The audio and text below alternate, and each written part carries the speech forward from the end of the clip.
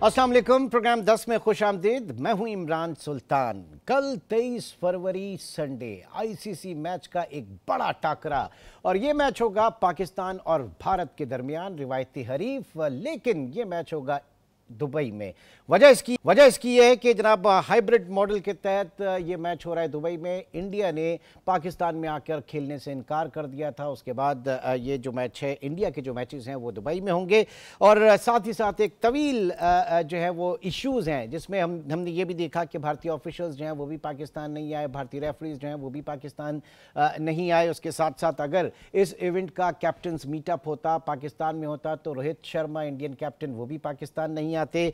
और जो कल एक वारदात नई डली है वो ये कि जनाब 19 फरवरी को जो पाकिस्तान और न्यूजीलैंड का मैच था, उसमें जो लोगो था आईसीसी का, उसमें पाकिस्तान का नाम मौजूद था और ये दुरुस्त लोगो था। लेकिन उसके बाद 20 फरवरी को दुबई में जो इंडिया और बांग्लादेश का मैच हुआ, उसमें लोगो ही सही नहीं था, उसमें पाकिस्तान का नाम मौजूद नहीं था, हालांकि इसका मेज़बान है।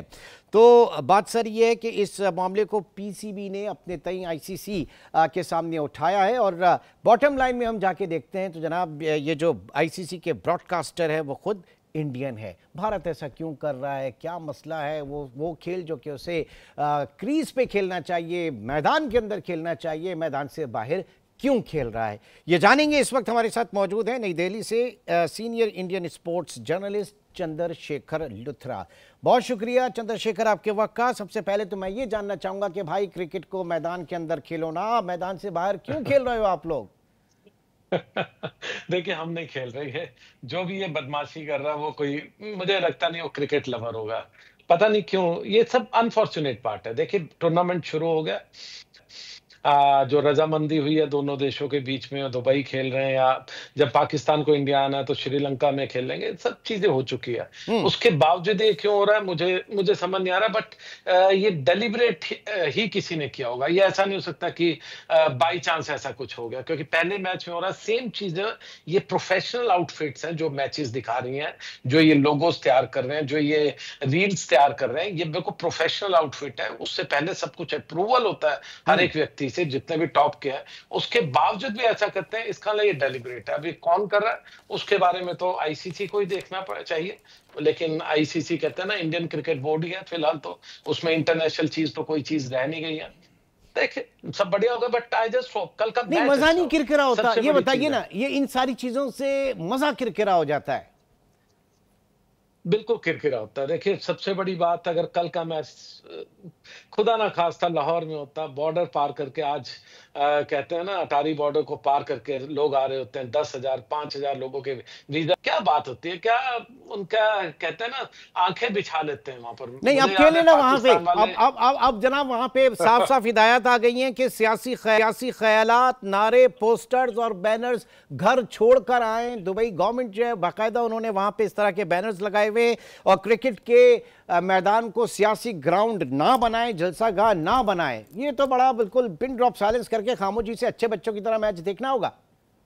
नहीं, खामोशी नहीं होगी। देखिए, जहां इंडिया पाकिस्तान के 50-50% लोग होंगे, कल अच्छा टूर्नामेंट, अच्छा ग्राउंड है, बड़ा ग्राउंड है, अच्छे लोग बैठे होंगे, तो मुझे लगता है कि आराम से तो कुछ नहीं होगा। हाँ, ये एक अच्छी चीज भी है कि सियासी मत लगाइए, सियासतदानों को अपनी सियासत करने दीजिए, लेकिन कल अच्छा क्रिकेट हो, और अच्छा क्रिकेट हो, वो टीम जीते जो अच्छा क्रिकेट खेले। ये नहीं होना चाहिए कि कोई, क्योंकि अब वो प्रेशर वाली सिचुएशन ना इंडिया के लिए है, क्योंकि हम लाहौर जा रहे हैं, हमें क्रिकेट खेलना है, वहां पर इतने लोग होंगे, हमारे बहुत कम होंगे, या पाकिस्तान को भी कि अपने होम ग्राउंड पे हमें जीतना है। अब तो एक अच्छा टाकरा होना चाहिए। आई जस्ट होप कि cricket should win all this politicians. ठीक है, 2017 का आईसीसी का फाइनल पाकिस्तान ने भारत को 180 रन से हराया था, बड़ा मार्जिन से शिकस्त दी थी। अब ये बताएं कि कोई इस वक्त आवाजें क्या है, किसी किस्म की कोई आप समझ लें कि नर्वसनेस या कोई डर या खौफ है, या वहां पे क्या इस वक्त आवाजें हैं, क्या रुझान है इस वक्त इंडियन कल के मैच को लेकर? देखिए, बहुत ज्यादा प्रेशर नहीं, इंडियंस का बहुत सिंपल है क्रिकेट इतनी ज्यादा खेलते हैं, हर रोज खेलते हैं, पूरे साल क्रिकेट में अब लगे रहते हैं, अब कोई रेस्टिंग टाइम तो हमारे पास है नहीं। तो क्रिकेट जब आप ज्यादा खेल लेंगे तो ऑब्वियसली प्रेशर एक जो इंडिया पाकिस्तान का होता है वो देखिए थोड़ा बहुत तो रहेगा। वो सबके दिमाग में काम करता है कि मुझे कल मैं कर दिया तो बड़ा स्टार बनूंगा। आपको याद है 2017 में जब वन साइडेड ही मैच हमेशा हमेशा दिखते हैं, कभी इंडिया वन साइडेड जीतता है या पाकिस्तान वन साइडेड जीतता है। अच्छा मैच होना इज इंपॉर्टेंट, मैच क्लोज हो, अच्छा हो। और जिस तरह के पहले मैचेस दोनों इंडिया और पाकिस्तान ने खेले, बहुत अच्छे नहीं खेले, इंडिया ने फिर भी अच्छा खेला। पाकिस्तान की वो जो लॉस था to New Zealand, which is a very good team, मैं तो अब आप चाह रहे शारजा वाला मैच हो, मियादे वाला मैच हो? नहीं नहीं, मैं छक्का तो बिल्कुल नहीं लगवाना चाहूंगा लास्ट में, लेकिन हाँ मैच अच्छा हो। अगर लास्ट एक आधे ओवर तक मैच चला जाए तो उससे बढ़िया क्या चीज होगी, क्या एडवर्टाइजमेंट होगी इस गेम की। ये प्रेशर फिर जो कहते हैं ना सियासतदानों पर भी पड़ता है कि देखिए इस क्रिकेट डिप्लोमेसी को वापस आइए, बहुत हो गया ये लड़ना झगड़ना, अब खेलिए, अब क्रिकेट खेलिए। यानी ये मैच जो है वो आखिरी बॉल तक जाए, सांसें रुकें, और कोई मंदिरों में दुआएं मांग रहा हो, कोई मुसल्ले पे बैठा हो, ये सारी चीज आप चाह रहे हैं ना? बिल्कुल, देखिए मजा तो उसी चीज का है ना, जब लास्ट बॉल पर सबकी धड़कनें रुकी हो। और उस टाइम पे कभी मियांदाद जिताते थे, कभी कपिल देव जिताते थे। वो मैच भी मत भूलिए शारजा का 120 कितना हमने किया था और आपको 80-85 पे ऑल आउट कर दिया था। सब तो ये सब देखिए मजा तो उसी चीज का है क्रिकेट का, कि जब आप नेल बाइटिंग फिनिश हो। और सबसे बड़ी चीज एक ऐसे माहौल में जब इंडियन टीम वहां नहीं गई और आईसीसी भी बहुत ज्यादा कुछ बीच में मीडिएशन नहीं कर सका, ऐसे में एक अच्छा क्रिकेट कहीं भी देखने को मिले, वो एडवर्टाइजमेंट जो क्रिकेट की होगी उससे बढ़िया कोई इनाम नहीं होगा क्रिकेट के लिए। अच्छा, एक ये भी खदशा जाहिर किया जा रहा है कि शायद बारिश का भी इम्कान है। दुबई जैसी जगह पे जहां पर साल में पहले सिर्फ दो ही मौसम होते थे, एक गर्मी और दूसरी शदीद गर्मी, बट अब क्लाइमेट चेंज से माहौल काफी बदल गया है, तो इसका कुछ असर होगा मैच पे अगर नौबत आई तो?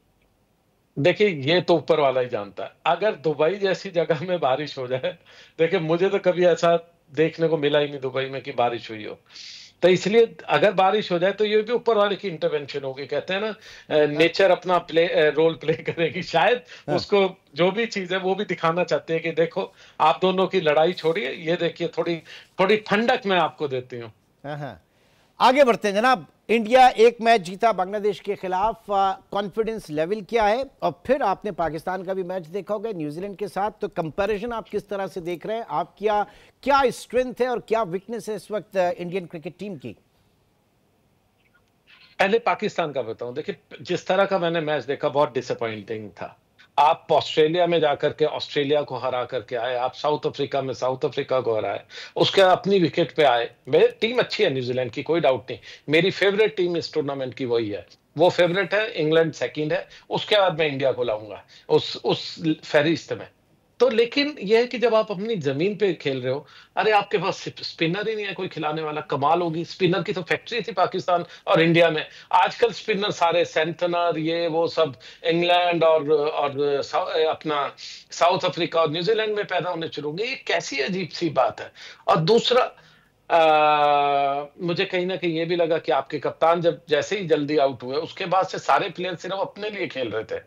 बाबर आजम ऐसा लग रहा था टीम में अपनी जगह बचा रहे, किसी तरह 50 कर लूं, बाकी के प्लेयर कुछ आके थोड़ा बहुत कंट्रीब्यूट करने की कोशिश कर रहे थे।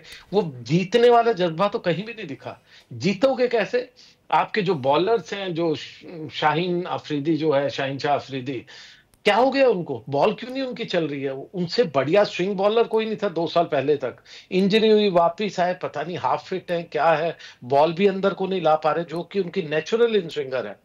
तो ऐसे में देखिए रॉफ बॉल कर रहे थे तो लग रहा था 100% शायद नहीं फेंक पा रहे हैं। अभी वो इंजरी से आए हैं, ज्यादा रेस्ट भी नहीं कर पाए हैं। तो प्रॉब्लम्स है पाकिस्तान की टीम को, वो सुधारना ही पड़ेगा आपको, चेंजेस करके। शायद एक आधा स्पिनर, मुझे नहीं मालूम बाहर कौन बैठा हुआ है, स्पिनर को एक आधा एक्स्ट्रा खिलाना ही पड़ेगा। अब रही इंडिया की बात, इंडिया अच्छा क्रिकेट खेली, ठीक है, लगातार हम अच्छा खेल रहे, लेकिन हमारा रिसेंट टाइम बहुत अच्छा नहीं है। हमें न्यूजीलैंड धूल चटा करके गई अपने ही देश में, 3-0 से मार के गई, फिर हम ऑस्ट्रेलिया में हार के आए। लेकिन इंडिया की टीम में जो डेप्थ है ना, जो खासकर बुमराह नहीं है, Bumrah is a match winner, लेकिन उसके बावजूद भी हमारे पास 10 पेसर, 10 स्पिनर खूब तोग में है। तो यहाँ हम 5 स्पिनर्स लेके आ गए, उनमें से खैर बाकी स्पिनर तो एक ही कहने को है, कुलदीप यादव, बाकी तो टिट्स एंड बिट्स वाले प्लेयर है जो कि बैटिंग भी करते हैं, फील्डिंग भी और बॉलिंग भी। तो उनके साथ खेलते हुए हम थोड़े से एक्सपोज हुए। जब 35 पर 5 हो गए थे हम, 35 फॉर 5, उसके बाद देखिए करीब 30 ओवर कोई विकेट ही नहीं गिरी। 30 ओवर उन्होंने करीब 150 रन भी बनाने शुरू कर दिए। तो ये जो है वेकअप कॉल है कि आपको अपना शायद बेस्ट 11 खिलानी पड़ेगी मेरे हिसाब से। हर्षित राणा को ना खिला करके अगर हमारे जो पेस बॉलर है लेफ्ट आर्म अर्शदीप सिंह, हाँ, अगर उसको खिलाए तो he is a wicket taker along with Shami. Shami बहुत अच्छे रिदम में दिख रहे हैं, वो एक अच्छा मेरे ख्याल से प्लस पॉइंट है इंडिया को, लेकिन शायद बेस्ट 11 हम अभी भी नहीं खिला पाए हैं। और चलिए दूसरा देखते हैं कि लास्ट कल चीज, क्या कॉम्बिनेशन रहता है, क्या स्ट्रेटेजी रहती है। आपने बड़ी अच्छी बात की कि कल एक अच्छी क्रिकेट जो है उसको प्रिवेल होना चाहिए, लेकिन फिर भी एक गट फीलिंग्स होती हैं। कौन जीत रहा है कल? देखिए मैं तो चाहूंगा भारत जीते। बहुत सिंपल है, क्योंकि भारत वाले तो पूरी तरह से लगे होंगे अपनी टीम को, कोई देखना नहीं चाहता। हाँ, लेकिन फिर भी मैं ये भी जरूर चाहूंगा कि अच्छा क्रिकेट हो।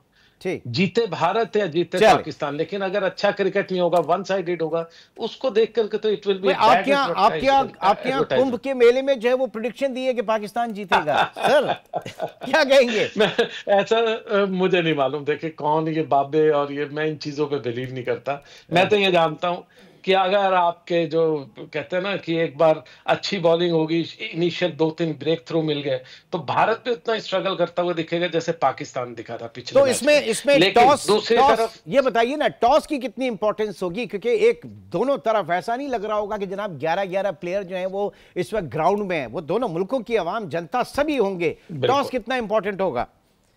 देखिए टॉस इतना इंपॉर्टेंट होगा कि अगर मैच शुरू होने से पहले, मैं खुद कह रहा हूं, इंडिया 55% जीतने की उम्मीद और पाकिस्तान 45। हम्म। लेकिन अगर पाकिस्तान टॉस जीता तो आपका मैच 50-50 बन जाएगा। और अगर इंडिया का टॉस जीत गया तो ये सोच लीजिए 60-65% हम लेकर के वन साइडेड जा रहे हैं। इसलिए टॉस बहुत ही इंपॉर्टेंट होगा कल, क्योंकि आपको रन लगाने हैं, पहले बैटिंग करनी है। हम्म। ड्यू फैक्टर बिल्कुल नहीं है, कोई गीला ग्राउंड नहीं हो रहा है कहीं पर, ना पाकिस्तान में ना दुबई में। बड़े रन लगाइए और मैच जीत कर जाइए। चले जी, all the best, all the best. इसी उम्मीद के साथ कि कल एक बहुत अच्छा एक इंटरटेनिंग जो है वो मैच देखने को मिलेगा। हमारे साथ मौजूद थे इस वक्त चंद्रशेखर लुथरा नई दिल्ली से, और कुछ पाकिस्तान के हवाले से भी बात करेंगे। हमारी अपनी जो इस वक्त वीकनेसेस मैं ज़्यादा देख रहा हूँ, स्ट्रेंथ अगर होती तो वो हमें भी शायद नज़र आती।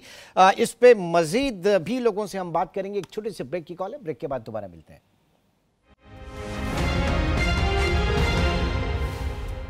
Welcome back. पाकिस्तान भारत का कल का मैच इंतहाई अहम मैच होगा, और इस मैच के हवाले से पाकिस्तान टीम की क्या स्ट्रेंथ है और क्या वीकनेसेस हैं, इसकी ही ऊपर हम बात कर रहे हैं। इस वक्त तजियाकार स्पोर्ट्स एनालिस्ट शाहिद हाशमी साहब भी हमारे साथ मौजूद हैं, और former test cricketer Salman Butt ने भी हमें ज्वाइन किया। आप दोनों का बहुत शुक्रिया।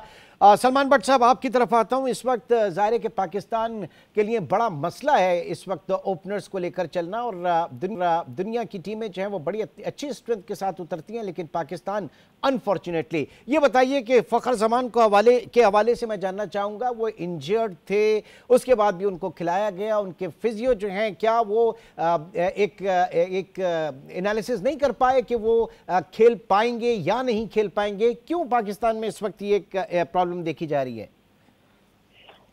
प्रोबेबली डेस्परेशन इसकी वजह हो सकती है कि किसी तरह उनसे कुछ एक्सट्रैक्ट कर लिया जाए, जो कि I think as a professional आपको ऐसा डिसीजन नहीं लेना चाहिए। अगर आप देखते हैं कि किसी में कोई ऐसी इंजरी है जो एग्रीवेट हो सकती है या जिससे उसको फ्यूचर में ज्यादा प्रॉब्लम बन सकती है, तो आपको उसको फौरन से विड्रॉ कर लेना चाहिए। जाहिर है वो फाइनल तो नहीं था, but I do not know कि एग्जैक्टली क्या था। वो बैटिंग के बाद ज्यादा हो गया, या वो टीयर है, या वो कोई फ्रैक्चर है, हेयर लाइन है, कुछ भी नहीं मालूम। उस इंजरी की नौयत का कुछ भी नहीं पता, अभी कोई रिपोर्ट उसकी शेयर नहीं हुई। सो आई कैन नॉट से मच। लेकिन प्रोफेशनली आप अपने प्लेयर्स को ऐसे एंगेज करते हैं कि जैसे आगे जाके ये प्रॉब्लम ज्यादा ना बढ़ जाए।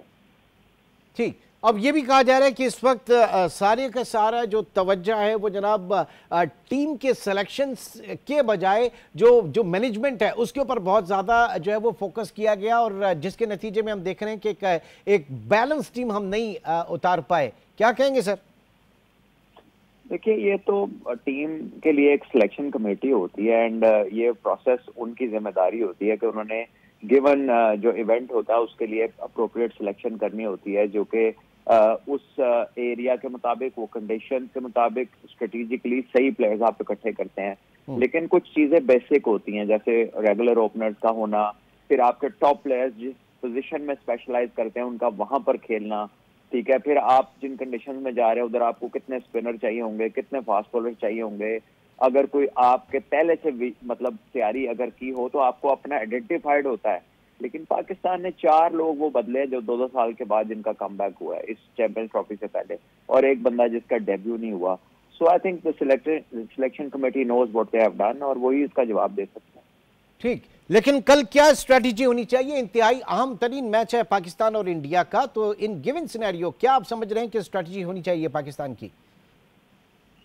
देखिए, स्ट्रेटजी कंबाइंड विद लक फिर ही कोई आउटकम होगी कि आप कह लीजिए कि टॉस जीत जाएं, पहले बैटिंग करें और एक अच्छा टोटल अगर बोर्ड पे लगा दें तो then Pakistan might be in with a very good chance. Okay, तो टॉस जीतना इंतहाई जरूरी, और टॉस जीते तो फिर बैटिंग, और बैटिंग तो फिर क्या कॉम्बिनेशन होना चाहिए?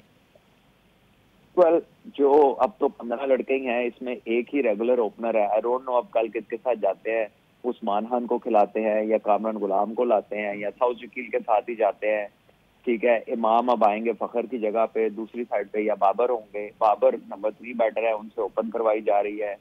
साउथ शकील जो है वो फर्दर डाउन खेलते हैं, उन्होंने भी ओपन की है। इसी तरह हर बंदा अपनी पोजीशन से हिला हुआ है। सो आई डोंट रियली नो कि वो लोग क्या प्लान करेंगे।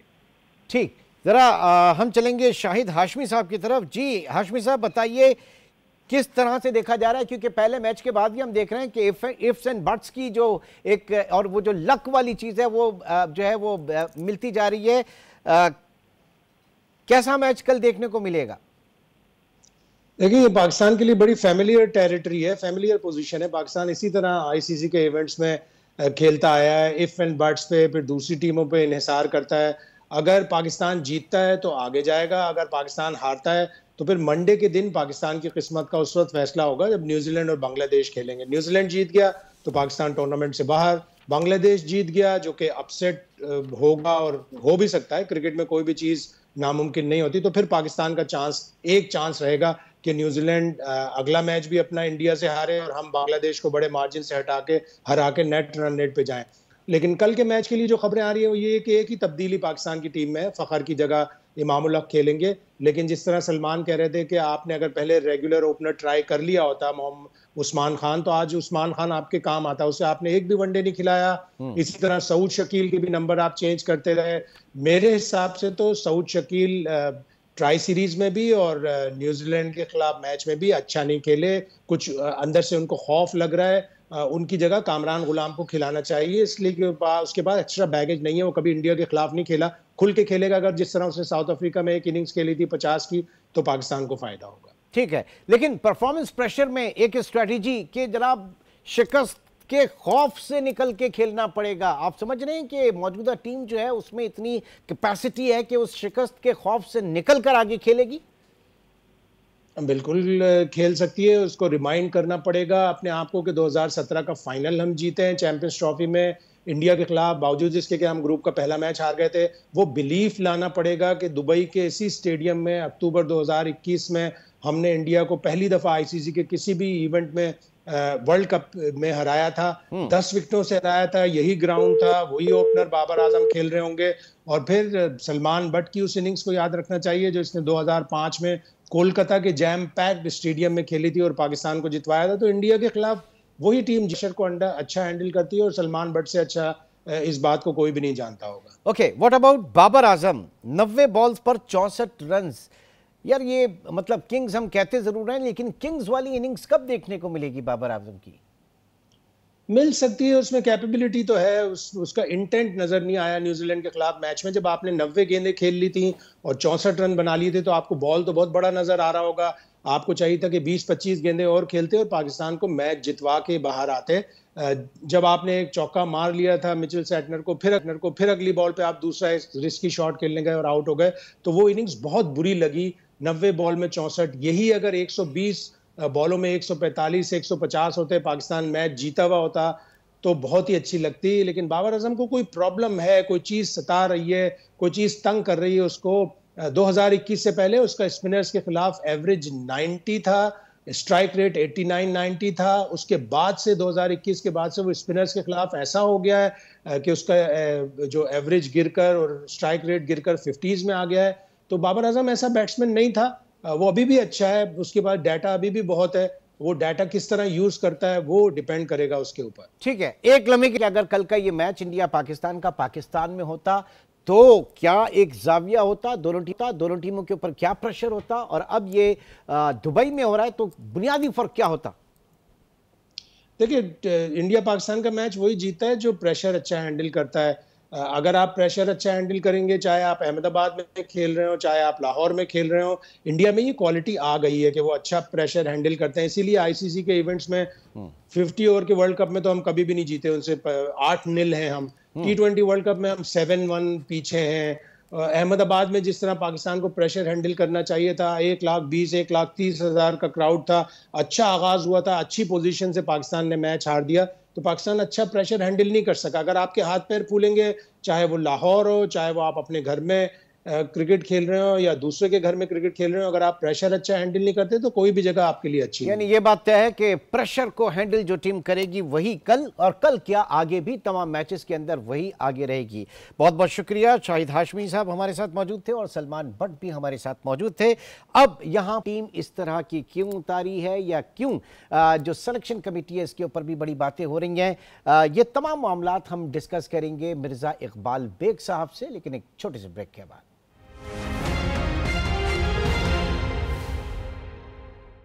Welcome back. मैदान में उतरने से पहले अपनी खूबियों और खामियों का जायजा लेना इंतहाई ज़रूरी है, और पाकिस्तान की परफॉर्मेंस जो पहले मैच में हमने देखा और आगे इतना बड़ा मैच है इंडिया के साथ, कितना प्रेशर होगा और क्या तैयारी है ये जानेंगे। जो स्पोर्ट्स की दुनिया के इंसाइक्लोपीडिया, मैं बात कर रहा हूँ मिर्ज़ा इकबाल बेग साहब की, सीनियर स्पोर्ट्स जर्नलिस्ट इस वक्त हमारे साथ मौजूद हैं। बहुत शुक्रिया बेग साहब आपके वक्त का। सबसे पहले मैच के साथ ही इंडिया ने न्यूजीलैंड का स्कोर 320 और पाकिस्तान 260 बना सकी, और उसके साथ ही इफ्स एंड बट्स के का एक जो है वो सिलसिला शुरू हो गया। हमारी परफॉर्मेंस किस तरह से आपने पहले मैच में दिखी, क्योंकि कहा यह जा रहा है कि जिन्होंने स्टेडियम बनाया वो एक अच्छी टीम भी बना देते तो बहुत अच्छा होता। बिल्कुल, बहुत बहुत शुक्रिया इमरान आपका। हमारी परफॉर्मेंस जो है वो दीगर टीमों के मुकाबले में बड़ी मायूस कुन है। अब इंडिया से हमारा मैच है, मुदस्सर नजर को ये लेकर आए, इसका मतलब है कि आपके पास जो स्टाफ आपने रखा है, कोचिंग स्टाफ, आकिब जावेद, उनके अलावा अजहर महमूद, शाहिद असलम, मोहम्मद मसरूर, टेस्ट क्रिकेटर अब्दुल रहमान, इतने सारे लोग तो ऑलरेडी मौजूद थे। अब ये मुदस्सर नजर को भी ले आए कि भारत के खिलाफ जो है उनसे कोई गाइडलाइन ली जाए। तो टीम हमारी जो है उसकी कारकर्दगी जवाल की तरफ गामजन है, और उसकी बुनियादी वजह इमरान ये है कि टीम का इंतखाब दुरुस्त नहीं हुआ। एक मुतवाज़िन टीम पाकिस्तान जो है वो सेलेक्ट करने में पाकिस्तानी सेलेक्टर्स नाकाम रहे। अब क्या वजूहात है? सिलेक्शन कमेटी में 2 ऐसे क्रिकेटर शामिल हैं, अजहर अली ने 90 से ज्यादा टेस्ट मैचेस खेले, असद शफीक ने 70 से ज्यादा टेस्ट मैचेस खेले, आकिब जावेद सेलेक्टर रह चुके। उसके अलावा जो 2 सेलेक्टर्स हैं, अंपायर अलीम डार, जिसका अंपायरिंग को जो है प्रमोट करना है, उनको आपने सेलेक्टर बना दिया। एक और सेलेक्टर है हसन चीमा साहब, वो डाटा देते हैं, क्या उनको नजर नहीं आ रहा कि वो डाटा एनालिस्ट है कि पाकिस्तान की 15 रुकनी टीम में सिर्फ 1 स्पिनर है, इंडिया 5 स्पिनर लेकर आ रहा है, ऑस्ट्रेलिया में 2 स्पिनर्स हैं, फिर अफगानिस्तान में 3 स्पिनर्स हैं, साउथ अफ्रीका में 2 स्पिनर्स हैं। तो ये पैथेटिक सिलेक्शन की वजह से आज हम इस मकाम पर पहुंचे हैं कि लोग दुआएं कर रहे हैं कि भारत से जीत जाए। हालांकि इस मैच के लिए भारतीय टीम फेवरेट है अगर ग्राउंड रियलिटी की बुनियाद पर देखा जाए। देखें क्या होता है।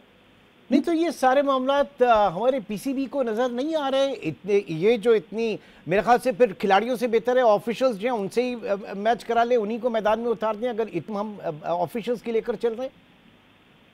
बिल्कुल आपने सही निशानदेही की, क्योंकि चेयरमैन साहब जो है वो वफाकी वजीर दाखिला और इंसदाद मंशियात भी हैं, उनकी अलग मसरूफियात हैं। उन्होंने एक प्रेस कॉन्फ्रेंस में कहा था कि मुझे तो क्रिकेट का पता नहीं है, मैं वकार यूनुस को ले आया हूँ। अब वकार यूनुस उनके बाएं जानिब बैठे हुए थे, उन्होंने कहा सारे क्रिकेट के मामला देखेंगे और एडमिनिस्ट्रेटिव मामला में देखूंगा। पता ही चला कि वकार यूनुस ने देखा कि वो का रुख उनकी तरफ हो जाएगा, उन्होंने दानिशमंदी की कि वो छोड़कर उन्होंने मेंटोर बनना पसंद कर लिया। अब आप मुझे बताएं इमरान, 5 मेंटोर आपने 50-50 लाख रुपए महाना पे रखे, चाहे वो वकार यूनुस हो, चाहे वो शोएब मलिक, मिसबाउल हक, सरफराज अहमद और तकलैन मुश्ताक। और इस चैंपियंस ट्रॉफी में आपके दो मेंटोर जो है वो टेलीविजन पर बैठे हुए और जो है अपनी माहिराना राय दे रहे हैं। उनका क्या काम है, किस बात के उन्हें पैसे दे रहे हैं? तो ये एडमिनिस्ट्रेशन का फेलियर है। ऐसे लोगों का इन्होंने इंतखाब किया है कि जो बजाय इसके कि वो कोई मुखलिसाना अंदाज से पाकिस्तान क्रिकेट को तरक्की की राहों की तरफ गामदन करने के लिए मशवरे दे सके, वो तो खुद अपने चक्रों में लगे हुए हैं। तो चेयरमैन साहब को देखना चाहिए, उनके पास वक्त कम है, अब वो अपने तमाम काबिल एतमाद लोगों को ले आए। लेकिन जो मेरे पास लगता है वो ये है कि पसे पर्दा वहाब रियाज जो है वो पाकिस्तान क्रिकेट को चला रहे हैं। खिलाड़ियों की सिलेक्शन के हवाले से उनकी इनपुट होती है। आपको पता है कि उनको गैर एलानिया चीफ सिलेक्टर बना दिया गया था जब Pakistani team last year T20 world गई, और वो उनके लिए एक अलग से ओहदा तकलीफ किया गया था सीनियर मैनेजर का। और फिर टीम की जो डिबैकल हुआ उसके बाद उनको हटाया गया, लेकिन फिर उन्हें मालदीव भेज दिया गया कोचिंग कोर्स के लिए, और अब उनको जो है वो चैंपियंस कप जो हो रहा है उसके लिए उनको रखा गया है। तो मेरे ख्याल में अगर ऐसे लोग पाकिस्तान क्रिकेट को चलाएंगे तो फिर अल्लाह ही हाफिज़ है पाकिस्तान। नहीं तो फिर ये अलमिया जो आप इस वक्त बता रहे हैं, मैं तो इसको डिजास्टर कहूंगा, एक कोलैटरल डैमेज जो है इस वक्त हम देख रहे हैं। इनकी निशानदेही हर बड़े इवेंट से पहले ही हमें नजर आती है। वर्ल्ड कप ले लें, ICC चैंपियनशिप और सारे, इस बीच में कोई चेक एंड बैलेंस नहीं है क्या हमारे यहाँ इस पूरे सिस्टम को जांचने के लिए? वो जो मुनीर नियाजी का शेर है ना इमरान के, हमेशा देर कर देता हूं मैं, तो हमेशा हम देर ही कर देते हैं और उस वक्त जागते हैं जब पानी सर से ऊपर गुजर जाता है।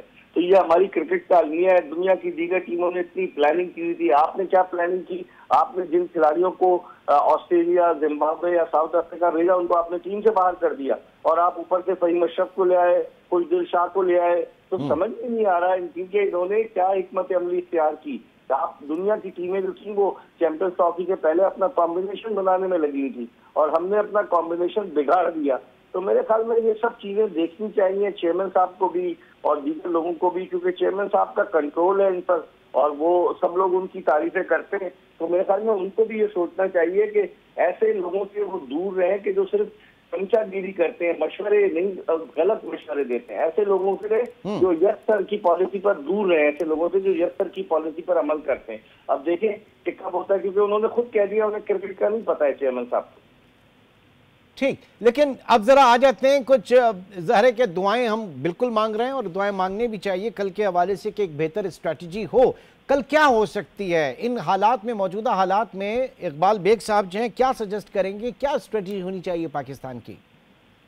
देखिए स्ट्रैटेजी ये होनी चाहिए कि शिकस्त का खौफ दिमाग से निकालें, दिल से निकालें और दिलेराना अंदाज से भारत के खिलाफ मैदान में उतरे। पहली आपकी टीम अंडर प्रेशर है। न्यूजीलैंड की टीम ने आपको मुसलसल 3 मैच हराए, 2 ट्राई सीरीज के और 1 चैंपियंस ट्रॉफी का। तो अब आपको ये चाहिए कि आप शिकस्त के खौफ से बिल्कुल बाहर निकल कर खेलें। अब एक ही तब्दीली कल होगी, मेरे ख्याल में इमामुल हक आ जाएंगे फखर जमान की जगह। उसके अलावा आपके पास ऑप्शन नहीं है। आपने उस्मान खान को रखा है विकेट कीपर बैट्समैन, वो क्या करता है? उसको खिला नहीं रहे, उसको क्रिकेट की बस के तन्हा मुसाफिर की तरह घुमाए जा रहे हैं। उसका डेली अलाउंस जो है वो बनता जा रहा है। पसंद है ना, वो भी तो माफ कीजिएगा, वो भी तो वहाब रियाज की पसंद है ना, उस्मान खान। कुछ दिलशाद जो है वो मोहम्मद रिजवान की पसंद है। फहीम अशरफ सियासी बुनियादों पर टीम में आ गए। तो जब इस तरह से कोई टीम मुंतखब होगी किसी मुल्क की, तो 25 करोड़ लोग जिनके दिल धड़कते हैं क्रिकेट के साथ, तो कितने दिल बर्दाश्त होंगे ये तो हम और आप ही जानते हैं। नहीं तो 2017 का जो मैच था जिसमें पाकिस्तान ने इंडिया को 180 रन से हराया था, एक बड़ा मार्जिन जो है उसकी शिकस्त दी थी, तो किसी किस्म का परफॉर्मेंस प्रेशर इंडिया के ऊपर भी होगा कल को लेके क्या? मेरे ख्याल में इंडिया पर प्रेशर नहीं होगा। उसकी वजह यह है कि इंडिया अपने सारे मैचेस दुबई में खेल रहा है और उन्होंने एक मैच पाकिस्तान के मैच से पहले बांग्लादेश के खिलाफ खेल लिया है दुबई में। तो वो वहाँ की कंडीशन, वहाँ की विकेट, दीगर चीजों से हम आहंग हो चुके हैं। हमने यहाँ न्यूजीलैंड के खिलाफ मैच खेला, अगले दिन हम दोपहर को रवाना हो गए दुबई, जाकर हमने प्रैक्टिस की, कल भी प्रैक्टिस की, आज भी प्रैक्टिस करेंगे। तो हम अभी हमारे लिए ये थोड़ा सा डिसएडवांटेज है। एक तो हम एक मैच हारे हुए हैं, दूसरे हम एक नई जगह पर जाकर भारत के खिलाफ खेलेंगे, तो एडवांटेज भारत को होगा यहाँ पर। ओके, और कितना जो टॉस है वो कितनी अहमियत का हामिल होगा? देखिए टॉस तो इम्पोर्टेंट होता है। जिस तरीके से टीमें जो है, वहाँ की पिच है। कल हमने देखा परसों जो बांग्लादेश के खिलाफ मैच था, हालांकि बांग्लादेश ने भारत को टफ टाइम दिया, 35 रन पर 5 खिलाड़ी आउट होने के बावजूद बांग्लादेश 228 कर गया। टॉस तो वाटन रोल प्ले करता है, आपकी बॉलिंग ही नहीं है ना इमरान। पिट रहे हैं सर, सारे सब पिट रहे हैं, पिट रहे हैं, हमारे सारे बॉलर पिट रहे हैं। आप 4 बॉलर्स के साथ उतर रहे हो। दुनिया की टीमें 5 रेगुलर बॉलर लेकर आई हैं। आप नसीम शाह, शाहीन शाह अफरीदी, हारिस रऊफ और अबरार 4 बॉलर्स के साथ उतर रहे हो, और बाकी 5वें बॉलर आपके पार्ट टाइमर्स हैं। कभी आप खुशदिल शाह से बॉलिंग करा लेते हैं, कभी सलमान अली आगा से। तो ये स्ट्रेटेजी आपकी नाकाम है और इसको सोचना पड़ेगा, वरना भारतीय जो है वो बैटिंग, उनकी बड़ा बैटिंग पावर हाउस बड़ा जबरदस्त है। शुभमन गिल ने सेंचुरी स्कोर की, रोहित शर्मा जिस अंदाज से निकल कर खेल रहे थे बांग्लादेश के खिलाफ, विराट कोहली ने अगर के 22 रन बनाए, तो मैं समझता हूँ कि काफी उनके लिए मुश्किल हो सकती है। बहुत बहुत शुक्रिया, थैंक यू वेरी मच। हमारे साथ मौजूद थे मिर्ज़ा इकबाल बेग। और बात सिर्फ इतनी है कि कल कोई भी जो है वो जो अवाम इस वक्त देखना चाहते हैं, जो क्रिकेट फ़ैन, क्रिकेट लवर्स देखना चाहते हैं, वो देखना चाहते हैं कि कांटे का मुकाबला हो। वन साइडेड मैच में किसी किस्म का कोई मज़ा नहीं होगा, चाहे वो इंडिया की तरफ से हो या वो पाकिस्तान की तरफ से हो। मैच बेहतरीन होना चाहिए। नाज़रीन, आज के प्रोग्राम से इतना ही। इंशाअल्लाह आपसे कल मुलाकात होगी। टिल देन टेक केयर, अल्लाह हाफ़िज़।